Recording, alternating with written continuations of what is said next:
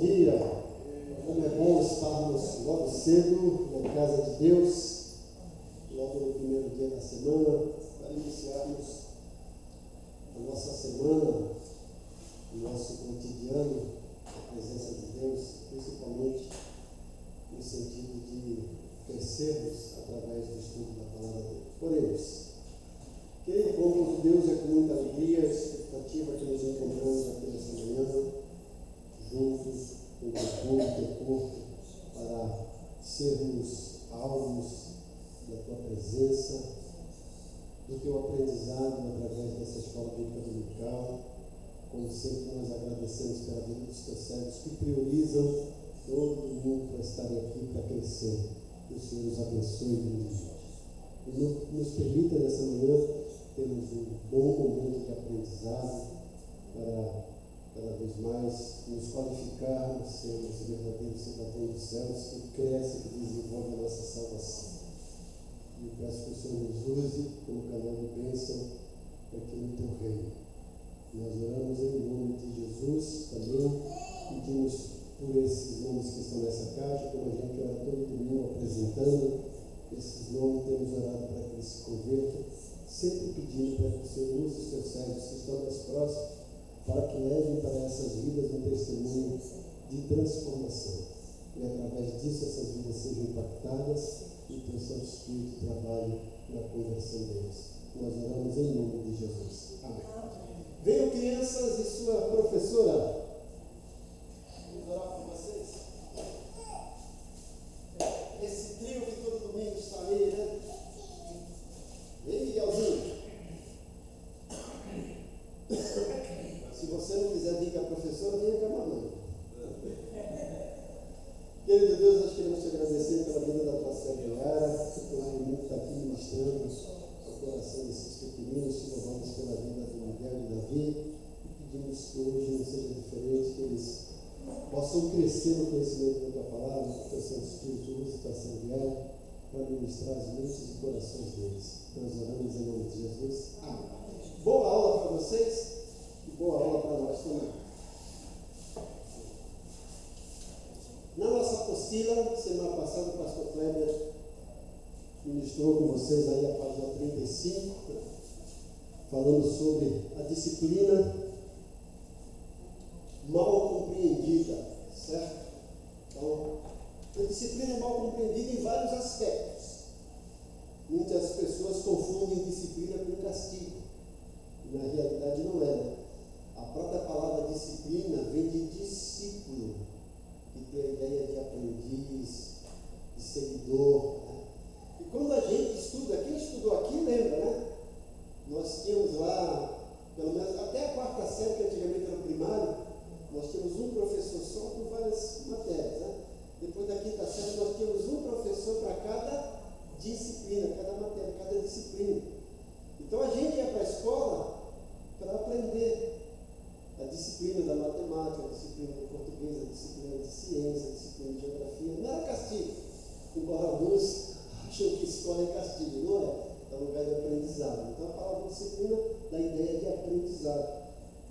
Mas infelizmente é mal compreendida, principalmente nas igrejas, e quando alguém comete algum deslize e pratica alguma coisa que fere os padrões bíblicos, as pessoas vai entrar na disciplina, aí já pensa em castigo. Aquela pessoa é colocada lá no banco, é cortada de comunhão e não segue um padrão bíblico de restauração, porque o padrão da disciplina, o alvo da disciplina é sempre restaurar o ofensor e nunca castigar, certo? E às vezes para isso precisa algumas normas, alguns cuidados, né? Quando eu falo sobre isso, eu sempre sugiro para ler um livro que me marcou bastante, que chama-se Além do Perdão. Ele vai explicar. Esse autor, ele diz que a igreja é uma espécie de exército que costuma abandonar um soldado ferido no campo de batalha. Porque quando a pessoa errou, pecou, certo? Ela precisa de cuidado, precisa de exortação, precisa de acompanhamento. É muito importante isso. Então, por isso que a gente resolveu colocar aqui nessa apostila nesse curso essa disciplina que chama-se disciplina mal compreendida. E aí falamos que disciplina significa esforço próprio, o pastor Kleber falou sobre isso, né? E terminou aqui na parte disciplina significa moderação, foi isso? Segundo parágrafo. Isso. Disciplina, moderação. Então, em segundo lugar, na página 35, a disciplina na vida cristã não significa apenas domar uma legião de impulsos errados que ameaçam expressar-se em mim. Então, nós temos vários impulsos que fazem parte da nossa vida e principalmente desse sistema mundano totalmente distorcido que às vezes quer nos impor essas práticas errôneas e nós por estarmos expostos a isso, acabamos nos deixando influenciar. E o nosso corpo ainda herda a natureza pecaminosa. Paulo fala bastante disso, Romanos 6, Romanos 7, né? Ele vai falar: miserável homem que sou, quem poderá me separar do corpo dessa morte? Porque aquilo que eu quero eu não faço, aquilo que eu faço eu não quero. Então ainda existe dentre nós, e Paulo vai falar isso em Gálatas capítulo 5, quando ele fala assim: a carne milita contra o espírito. Ele gosta de usar esse verbo milita, que vem da ideia de militar, de ser uma guerra. E a gente entende que guerra não se resolve de uma hora para outra. Vocês estão vendo a guerra da Rússia e Ucrânia? São anos, né? Agora essa guerra que começou aí contra o Iraque já tem semanas. Então guerra não se resolve num dia. E Paulo está dizendo em Gálatas 5 que existe essa luta entre o que ele chama de carne e espírito. O que é carne? Não é o corpo, é a natureza pecaminosa que ainda reside em nós. E nós precisamos mortificar constantemente essa natureza pecaminosa. E existe essa guerra desses impulsos que muitas vezes podem ser direcionados para o erro, para o pecado, para práticas que desagradam a Deus e fazem mal para nós. Nós temos que entender que quando a gente pensa em algo que desagrada a Deus, não é porque Deus é aquele tirano que quer ser obedecido, não. Se desagrada a Ele, é porque Ele sabe que vai fazer mal para nós. Nós somos obra-prima da criação. Ele nos criou perfeitos. Mas por causa do pecado nós estamos escolhendo isso. E se Ele fala assim: ó, não faça, não é porque Ele quer ser obedecido, é porque Ele sabe que é mal para nós. Mas a nossa natureza quer. Vocês já perceberam como nós temos essa certa tendência de querer fazer o que é errado até despertar? Então, presta atenção, coisas tão simples. Você chega assim, está pintado o banco e fala assim: ó, não encoste, tinta fresca, mas você tem vontade de ficar, daqui a pouco você vai com o dedo molhado. Aí não pise na grama, você vai lá e pisa. A gente tem essa tendência de querer fazer as coisas erradas. São esses impulsos. E a disciplina nos leva também a ter moderação para aprender a controlar esses impulsos. Mas não é apenas isso. Tá? É isso que eu quis dizer com esse parágrafo aqui. Tá? Por ser fruto do meu profundo desejo de amar a Deus e ao meu próximo, a disciplina não foge apenas do mal, mas também segue o bem. Paulo vai falar isso aqui. Ó. Nas palavras de Paulo, ele diz para Timóteo: foge outro sim das paixões da mocidade. Mas, veja aí, ele usa essa palavra mais, que é uma conjunção adversativa. Ele está dizendo: não basta isso, mas também segue a justiça, a fé, o amor e a paz, com os que de coração puro invocam o Senhor. Presta atenção nessa declaração, nesse conselho de Paulo. Ele está dizendo: olha, foge das paixões da mocidade. Está dizendo para Timóteo: foge. Mas só fugir já é suficiente? Não. Ele fala: porém, também, segue a justiça, a fé, o amor e a paz. Então ele está dizendo: abandone essas paixões erradas, essas práticas nocivas erradas, mas também é necessário praticar alguma coisa. Seguir o que? A justiça, a fé, o amor e a paz. E aí ele ainda vai mais além: com os que de coração puro invocam o Senhor. Três coisas a gente percebeu. O aspecto negativo: deixe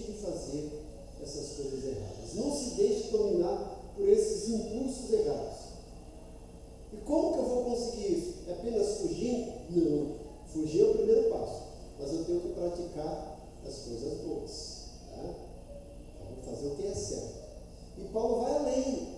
Para que eu tenha a disciplina, para que eu encontre forças para fugir desses impulsos e seguir o que é correto, Paulo nos pede para a gente se associar com alguém. E quem são essas pessoas que Paulo pede para associar aqui? Ó? Com os que de coração puro invocam o Senhor. Porque se você está fugindo, vamos supor, o cara está lá, a pessoa está lá cheia de desejos, dos hormônios lá, aquela coisa toda, ele está errado, ele vai fugir, mas daqui a pouco ele se associa com pessoas que praticam isso, que são a favor disso. Está se tornando vulnerável, está alimentando os próprios desejos, certo? Então, foge disso, pratica o que é bom, se associa com as pessoas que vão te trazer mais maturidade, mais suporte, mais garantia, mais segurança. Então é importante isso. E a Bíblia é clara por diversas vezes, né? Eu sempre falo aqui, quando a Bíblia pede para a gente deixar alguma coisa que é errada, imediatamente ela nos orienta a praticar o que é certo. Porque se eu deixo de fazer aquilo e não coloco algo naquela prática do meu pensamento, da minha vida, na minha mente, vai ficar uma lacuna, vai ficar um vazio, um vácuo. Aí lembra aquele ditado? Que mente vazia é oficina de Satanás. E sempre quando eu cito esse provérbio, eu lembro de um amigo que ele dizia: mente vazia é piscina de Satanás. Não tem erro. Até aqui não está errado, é piscina, porque Satanás está nadando na sua mente, fazendo as coisas erradas. Mas é muito importante isso. Eu preciso entender o que é errado, fugir, começar a praticar o que é certo e buscar apoio, amparo, uma rede de apoio de pessoas que vão me ajudar a manter aquele padrão. Isso que Paulo está dizendo, olha. Com os que de coração puro invocam o Senhor. 2 Timóteo 2, 22. Certo? Continuando aí. Se pensássemos em termos de um regime alimentar, por exemplo, disciplina não significaria abstinência nem gula, mas moderação. Alguém definiu a disciplina dessa maneira: é a capacidade de dizer não àquilo que é pecado. Sim, aquilo é dizer não àquilo que é pecado, dizer sim àquilo que é certo e consinto aquilo que é minha obrigação. Eu tenho que fazer o que é minha obrigação. Eu vou dizer não àquilo que é errado, que é pecado, que é prejudicial, e vou dizer sim àquilo que é certo. A gente tem que lembrar, o certo sempre vai ser certo. Não importa o que os outros pensam, não importa se tem alguém vendo ou não vendo, isso é certo. Então, se você faz o certo, não importa se alguém tem está aprovando, vendo, aprovando, ou não vendo, desaprovando, não é certo. E o errado também vai ser sempre errado, mesmo que alguém esteja vendo ou alguém esteja vendo. É errado. Lembre-se, Deus está vendo tudo. Disciplina também significa negar-se a mim mesmo. Esse é o terceiro aspecto, né? A disciplina na vida cristã é muito mais que negar coisas que eu possa desejar. Por exemplo, uma saborosa sobremesa quando estou fazendo regime. Estou fazendo regime. Eu lembro de uma irmã que dizia que, pastor, eu fui caminhar e eu caminhei lá uns 2 quilômetros, pastor. Aí eu, parabéns, calma, pastor, não terminei. Mas eu terminei de caminhar, encostei no carrinho de pastel, pastor. E aí eu comi só 5 pastéis. E aí, ela devia ter comido pastéis primeiro e depois de caminhar. Você vê? Então, é mais do que isso, né? Então, é negar a mim mesmo, disse Jesus. Se alguém quer vir após mim, a si mesmo se negue dia a dia, tome sua cruz e siga-me. Eu ouvi alguém dizer isso aqui, negar a si mesmo é você se anular. A pessoa diz, você tem que se anular. Não é isso. Não é isso. Você não tem que se anular. Você não tem que perder sua identidade. Mas negar a si mesmo, em vez de anular, é abnegar. É negar esses desejos pecaminosos, prejudiciais. Tem coisas que não é pecado, mas que pode ser prejudicial. Por exemplo, comer um delicioso pedaço de bacon é pecado? Não. Mas para quem tem colesterol alto, para quem tem problema, é prejudicial. Então, não é pecado, mas pode ser prejudicial. Então, a gente precisa entender essas coisas. Então é isso. É ter esse controle. Isso é prejudicial, eu preciso negar a vontade. Certo? Presta atenção. Negar a vontade não significa anular. A vontade está lá. Mas eu vou me negar a ceder àquela vontade, àquele desejo. O desejo está lá. Mas eu sei que é errado. Eu não posso fazer. Não existe isso de subir. Nós viemos trazendo essa herança genética espiritual do pecado. E o fato da gente converter não significa que Deus vai colocar lá, apertar um botão, dar um reset, tudo branco. Não. Você traz isso. Mas você tem que aprender a lidar com isso. Você tem que aprender, faz mal, não posso mais. É isso, gente. Então, negar a vontade não é anular a vontade. Não tem como, você não consegue. Mas é não ceder aos desejos dessa vontade. Essa é a ideia de negar a si mesmo. O Dr. Adams, que é o autor daquele manual do conselheiro cristão, é uma pessoa especialista em aconselhamento. Ele diz, com a frase si mesmo, Jesus significava os velhos desejos, as velhas práticas, os velhos hábitos adquiridos antes da conversão. Eles se tornaram parte da vida prática e diária, de tal forma que acabaram sendo, eu coloquei entre aspas aí, naturais. Parece que é uma coisa natural na nossa vida. Por quê? Porque se tornou hábito.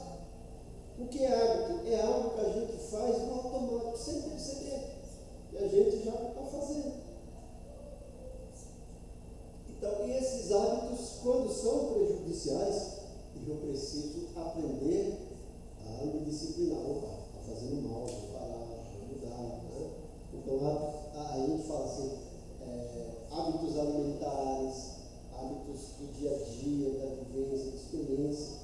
Eu preciso também adequar, principalmente no que diz respeito à minha saúde, tanto física quanto emocional. E mais ainda espiritual. Nascemos pecadores, mas levou tempo para desenvolver o nosso estilo individual de pecado. Paulo, entendendo isso, ele escreve para a igreja de Corinto, uma igreja já cheia de problemas, a gente até estudou aqui, né? Cheia de imoralidade, e ele diz no capítulo 5 da segunda epístola, versículos 17: portanto, quem está em Cristo, nova criatura é.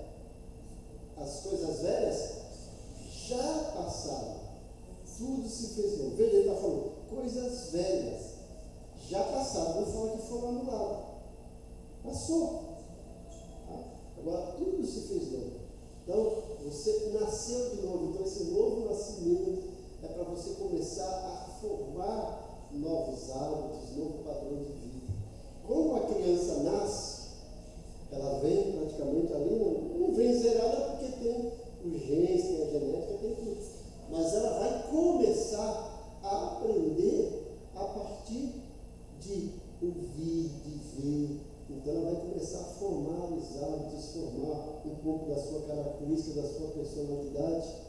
Quando a gente se converte e nasce de novo, isso é como um bebê que está começando a aprender. Tudo é novo. Nós temos até eu sempre gosto de brincar, mas é uma grande verdade. Até o nosso vocabulário, né? A gente muda o nosso vocabulário, aquelas palavras que são pejorativas, que são pesadas, a gente tem que Nós temos nosso, até eu brinco que é o nosso evangeliquez, né? Às vezes a pessoa fala, igreja, o que é? A gente fala sobre redenção, propiciação, pecado. É um novo vocabulário para a gente adquirir.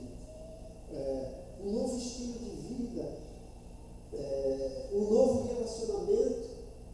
E o livro de Salmos começa com isso, logo no Salmo 1. Bem-aventurado o varão que não anda segundo o conselho dos ímpios, nem se detém no caminho dos pecadores, nem se assenta na roda dos escarnecedores. Olha isso. Novas influências, novos hábitos, nova disciplina, novos pensamentos. Aí ele fala assim, antes, porém, o seu prazer está na lei do Senhor, na sua lei medita de dia e de noite. É basicamente o que Paulo está dizendo. O Salmo está dizendo, olha, você fazia isso, pare de fazer isso. Eu parei, mas o que eu preciso? Agora precisa alimentar sua mente com o quê? Prazer na lei do Senhor, meditar dia e noite. Fala, Márcia Cristina de Souza. Pastor, então as crianças não deveriam ter esse título, nascermos pecadores. Bom, aí eu vou mais além. Sendo que falam que o que a gente faz, a gente que é pecador, os filhos não herdam as nossas coisas. Então, como é que isso ficou? Bom. A gente é pecador, nasce pecador. Aí o pessoal fala, o anjinho foi para o céu, morreu, beleza. Então não deveria ter esse título. Por quê? Porque se o pai e a mãe pecou e a criança nasceu, não tem nada a ver. Aí eu sei lá, pastor.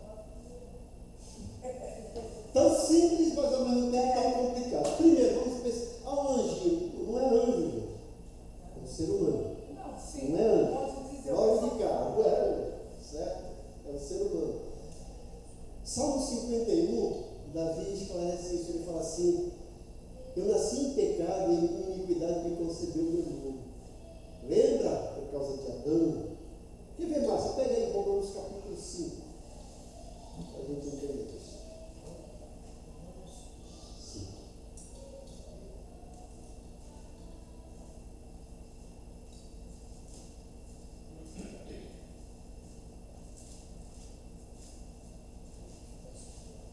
Bom, aí vamos lá, segura aí, começa do 12. Vamos pensar um pouquinho. Se criança não tem pecado, então a gente não precisa falar de Jesus para ela. Enquanto é bebê, até ter um entendimento. Aí então você acabou de responder. Mas então, é isso que eu estou falando. Se ele morrer, se ele morrer antes da idade de razão para decidir se quer servir a Jesus ou não, amém. Sem problema, certo? Mas dizer que criança não tem pecado não é verdade isso, né? Vamos lá, Romanos 5, do 12 em diante, vamos lá. Pode ler? Pode ler. Pelo que, como por um homem entrou o pecado no mundo, e pelo pecado a morte, assim também a morte passou de todos os homens. Por isso que todos pecaram. Olha aí, está dizendo que pelo pecado de um homem, o pecado entrou no mundo. Que homem foi esse? E por causa disso, todos pecaram. Então todos nós já nascemos herdando o que a gente chama de pecado original. Já estamos em pecado. Jesus fala que o mundo jaz no maligno. Jesus fala que esse mundo agora, quem é o príncipe desse mundo? Satanás. O sistema desse mundo. Então a gente nasce já herdando essa herança genética espiritual pecaminosa. Tá vendo? Se Deus tivesse feito a mulher primeiro, não tinha. Será? Fazer o homem. Bom, se Deus tivesse feito a mulher primeiro, porque quem Tem pecou, mais cuidado. Não, quem pecou foi a mulher, né? mas ela saiu de quem? Do Rômulo. Vamos lá, mulher, continua, mulher. Porque 13. Porque até a lei estava o pecado no mundo, mas o pecador não é imputado não havendo lei.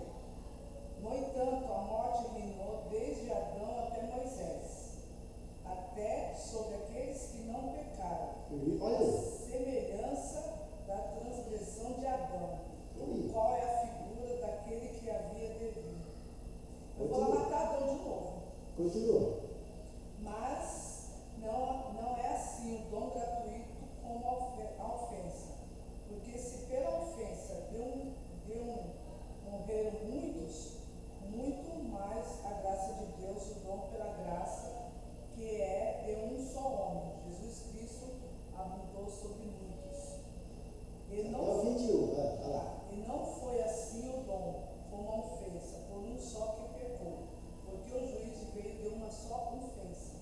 Na verdade, para a condenação, mas o dom gratuito veio de muitas ofensas para a justificação. Porque, se pela ofensa de um só a morte reinou por esse, muito mais os que recebem a mudança da graça e o dom da justiça reinaram em vida por um só, Jesus Cristo. Pois assim como por um só a ofensa veio ao juízo sobre todos os homens para a condenação, assim também por só ato de justiça veio a graça sobre todos os homens para a justificação da vida. Porque como pela obediência de um só homem, muitos foram feitos pecadores. Desobediência de um homem, foram feitos pecadores. Assim, pela obediência de um, muitos serão feitos justos. Veio, porém, a lei para que a ofensa abundasse, mas onde o pecado abundou, superabundou a graça. Ok? Prestou atenção? Ó, todos hoje nascem herdando esse gene pecaminoso que Adão. Aí as pessoas falam, mas Deus é injusto. Deus não é injusto. O homem pecou, tem que pagar. Mas Deus providenciou remédio para isso.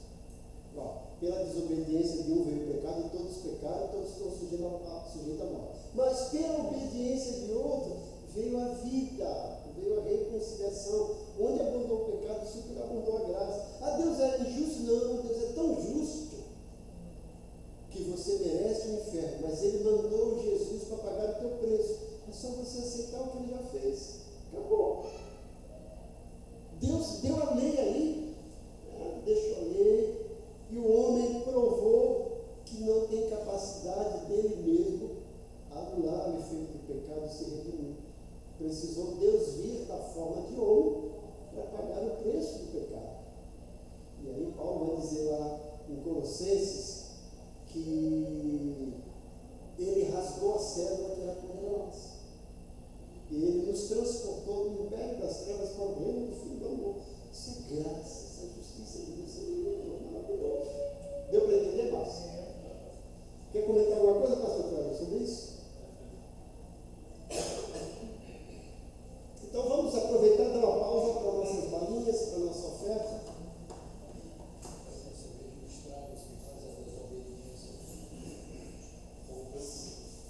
Serviço de utilidade pública, gente. No domingo retrasado, alguém perdeu aqui um par de brincos. Um par não, só uma parte do par de brincos. Olha. Eu ia começar a guardar aqui, se fosse de ouro mesmo, depois a gente manda derreter, né?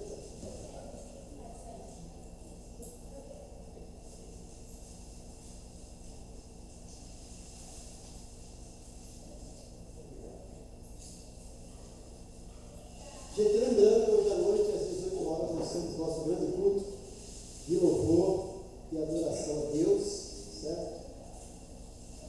E estamos aí com nossa campanha para comprar as cadeiras, eu acho que nós já temos 34. A empresa pediu para a gente um pouco de paciência, que já era para ter entregue semana passada, não conseguiu fazer se entregue essa semana. Já estão encontrados. Hã? O rapaz ficou de fazer o orçamento aqui no sábado, não veio. Passou ali, aí eu não consegui parar, que é um pintor. E a gente ia ver também outro que ia dar, o orçamento não veio. Então nós temos 3 aqui. Está igual em casa também, que era para terminar dia 20, já foi 20, 26.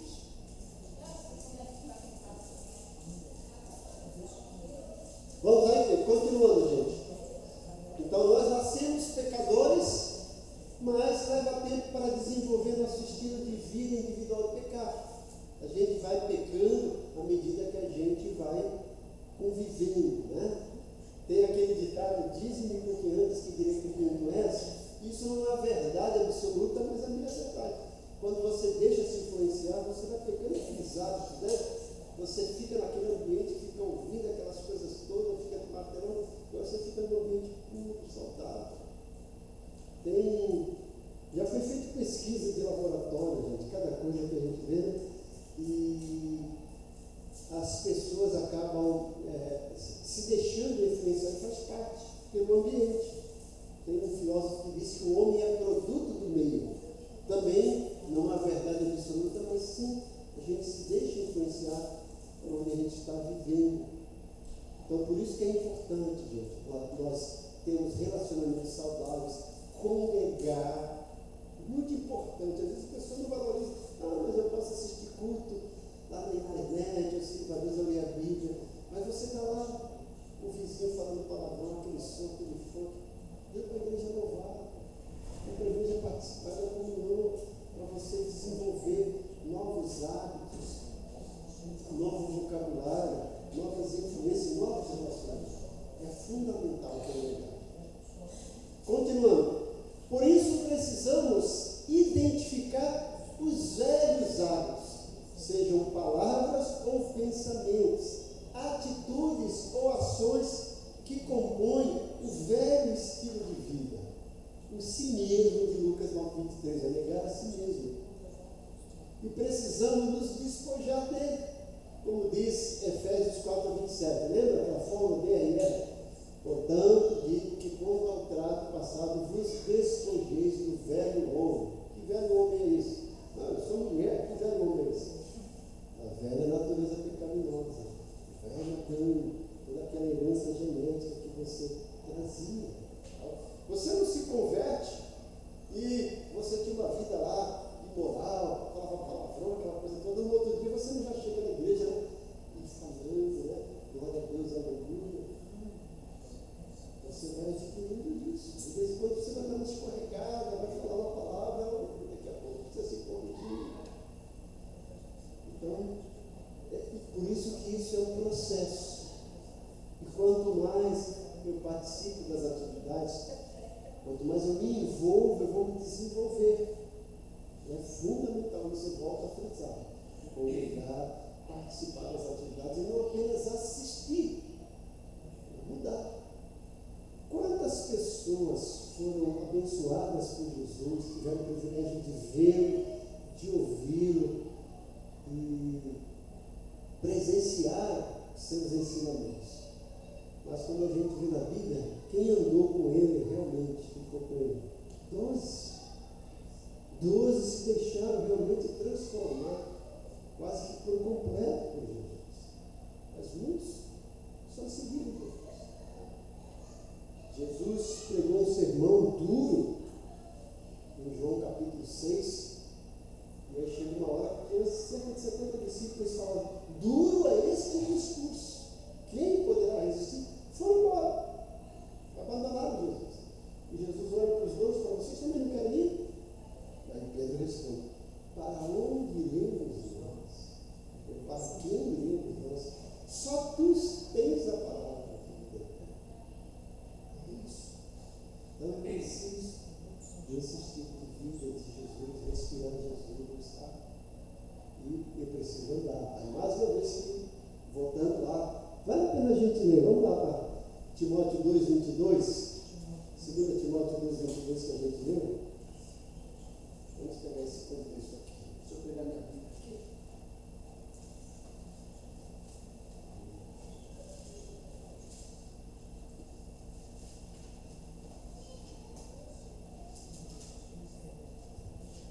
Paulo está escrevendo para Timóteo, seu filho na fé que se tornou pastor.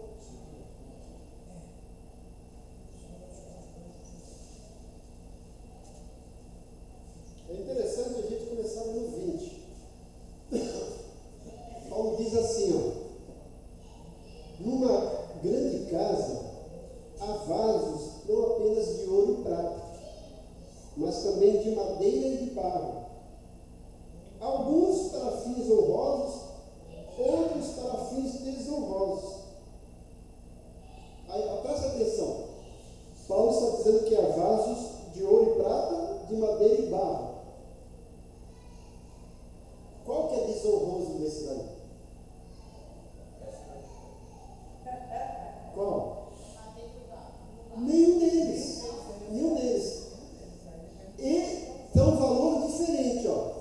Prata e ouro tem um valor a mais. Madeira e barro tem um valor a menos. Aí Paulo está dizendo, olha,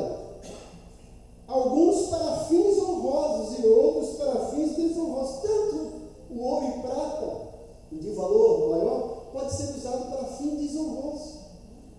E até o barro e a madeira pode ser usado para fim desonroso ou honroso. Certo? O problema não é a composição do vaso, mas a utilização dele. Não a utilidade, a utilização. Para que eu vou utilizar? Aí ele continua. Se alguém se purificar dessas coisas, será vaso para a honra, santificado, útil para o Senhor e preparado para toda a boa obra. O que Paulo está querendo dizer? Que não é a composição do ser humano que vai fazer diferença, mas para que ele está sendo utilizado. Eu não sou vaso de prata, de ouro, eu sou de barro. Para que você está sendo utilizado? Pegue um vaso de prata e ouro, coloque lá carniça. Agora pegue um vaso de madeira e barro, coloque flores, coloque moeda. Qual que tem mais valor assim? Não financeiro, porque o ouro, qual que vai trazer mais prazer de você estar do lado? É o de ouro e prata ou do vaso de madeira e barro? É o que está você colocando dentro. Eu sou tão pequeno, mas o que tem dentro de você? Isso que é importante. Você está sendo usado para a honra de Deus ou para a desonra? É isso que Paulo está dizendo. Aí ele vai falar assim, o importante é você se purificar dessas coisas, né? Ele diz, se alguém se purificar dessas coisas, será vaso para a honra, santificado, útil para o Senhor e preparado para toda boa obra. O que eu estou fazendo? Está edificando? É útil para o Senhor? Se não for, tá bom. Aí agora ele chega no 22, continua.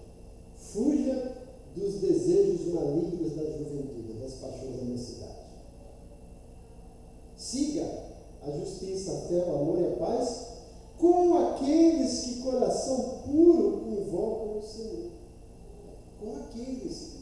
Além de você mudar o hábito, a postura, você precisa se relacionar com pessoas que vão trazer para você aspecto para você ser honra, ser útil para Deus, firmar a sua fé e trazer maturidade, não te colocar para baixo. A gente tem que pensar nessas coisas. E aí ele continua. Evite controvérsias tolas e inúteis, porque você sabe que acaba em briga. Cada coisa na igreja fala de picuinha, né? Brigando por causa de picuinha, brigando por causa de carne. Tem tanta coisa para fazer na igreja, né? Paulo fala, evite isso. Ao servo do Senhor não convém brigar, mas sim ser amável para com todos, aptos para ensinar, paciente para ler. Então, veja, é isso o que é ter disciplina. É você procurar manter esse padrão diário, para que isso vire uma rotina na sua vida. Porque a gente traz essa herança genética errada. Vamos mudar. E como é que eu consigo? É isso. Mudar. Terceiro, voltando aqui, né? A disciplina cristã, a disciplina na vida cristã é muito mais que negar coisas que eu possa desejar. Por exemplo, na saborosa sobremesa e tal, né? A gente terminou aí, né? E aí, por isso precisamos identificar os velhos hábitos, último parágrafo, não é isso? Bom, agora vamos começar um novo parágrafo. A disciplina significa praticar novos hábitos. Veja para a gente recapitular para entender isso. Semana passada nós aprendemos o quê? Primeiro, que a disciplina é mal compreendida, e nessa questão de ser mal compreendida, que significa para nós um esforço próprio, preciso me esforçar, certo? Também significa moderação, preciso ter uma vida moderada. E agora significa praticar novos hábitos, correto? E provém de uma motivação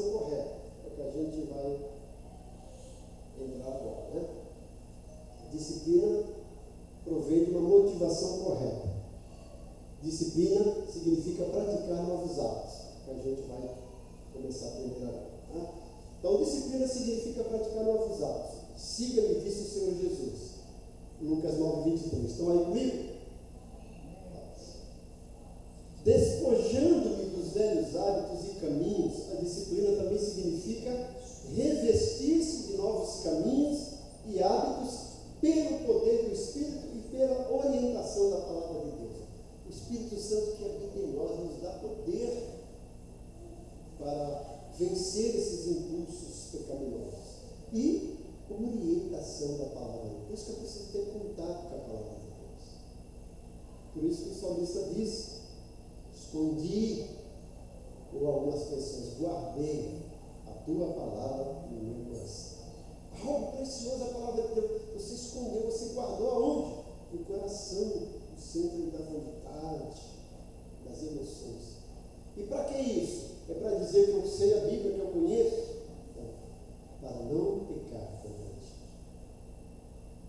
Quanto mais a gente coloca a Bíblia na nossa vida, menos o pecado tem lugar. Certo? Então é fundamental isso. A disciplina significa praticar novos hábitos. Segundo, a disciplina provém de uma motivação correta. Então, qual a motivação que eu tenho? Finalmente, é evidente que há uma diferença entre o incrédulo disciplinado e o filho de Deus. Eu escuto tanta gente dizer: mas ele é uma bênção, ele não é crente, só falta ser crente. Mas ele faz isso, ele faz aquilo, ele faz.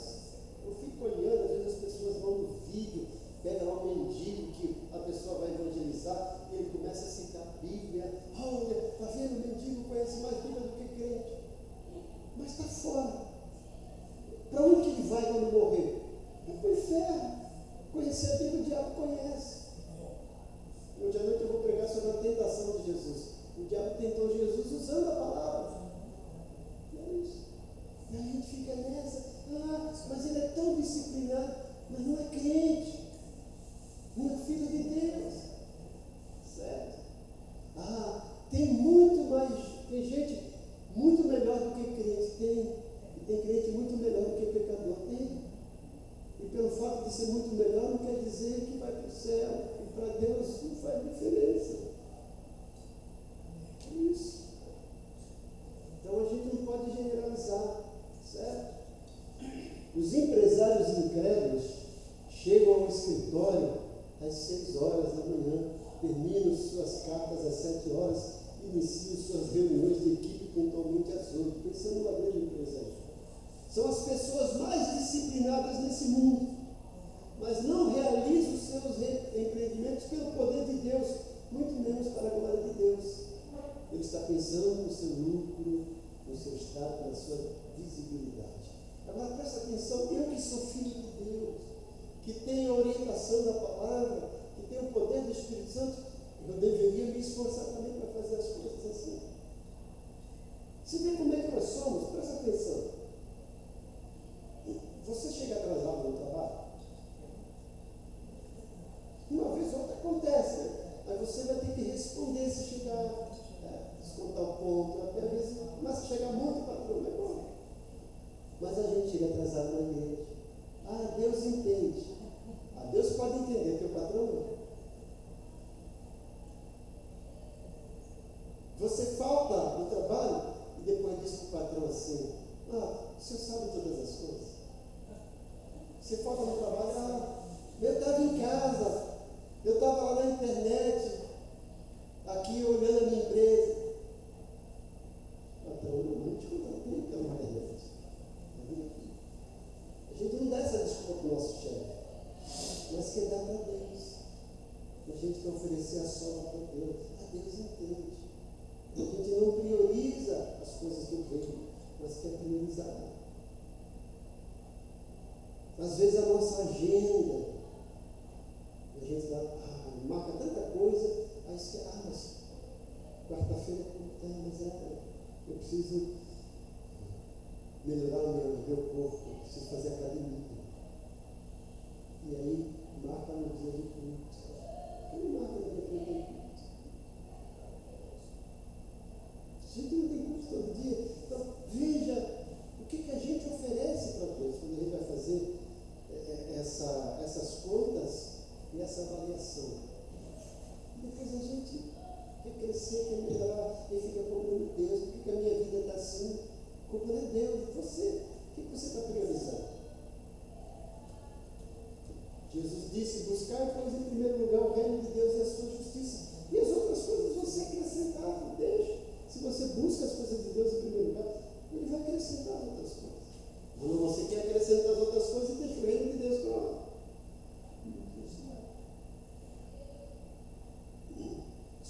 médico fala para você, pare de fazer isso, senão você vai morrer. O que você faz? Para de fazer. Mas Deus disse, para de fazer isso, senão você vai para o inferno. Você continua fazendo. São coisas que a gente às vezes não pensa, né? A gente precisa acordar com essas verdades. O cristão, porém, pode disciplinar-se pela motivação errada. Olha lá. Pode adquirir o que a gente chama da síndrome de Marta, que eu peguei aqui na semana retrasada, né?